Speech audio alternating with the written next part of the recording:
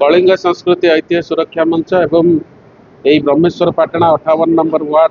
वार्डवासी corporator महोदय उपस्थित अच्छा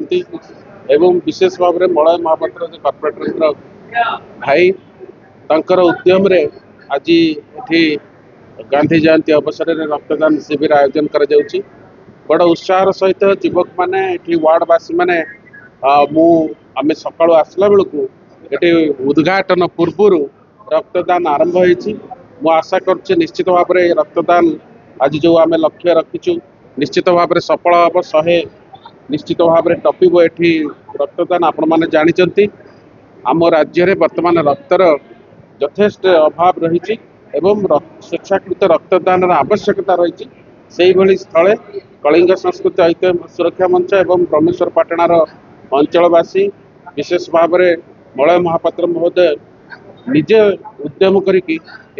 कार्यक्रम को आगू नहीं कृतज्ञता जनावा सहित आम चेयरमैन उपस्थित अच्छा ये पूर्वतन कॉर्पोरेटर आम बड़ भाई वरिष्ठ नेता राजेंद्र समाथा बाबुली उपस्थित अच्छा समस्त उपस्थित आज कार्यक्रम चली आशा करुँच कलिंग संस्कृति ऐतिह्य सुरक्षा मंचर संपादक अच्छा चित्तरंजन महांती तेणु आशा करुँच निश्चित भाव में सफल हम मलय कुमार महापात्र पूर्वतन कॉर्पोरेटर भुवनेश्वर महानगर निगम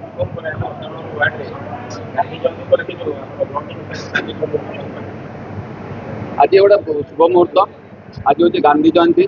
पवित्र लाल बहादुर शास्त्री जयंती ये अवसर मुझे समस्त निवेदन करी रक्तदान महत्वपूर्ण रक्त दिंतु जीवन बचातु कहीं देखुं आजिकल जो रोग बर्तमान है लोक थैलेसेमिया रोग अच्छे जो बर्तमान लोक पाऊना ब्लड पाऊना से समस्त को विनम्र निवेदन करी रक्त दिंतु एवं लोक बचातु आम तो रखीचु टार्गेट मिनिमम 100-150 कर चिंता कर आज जो पवित्र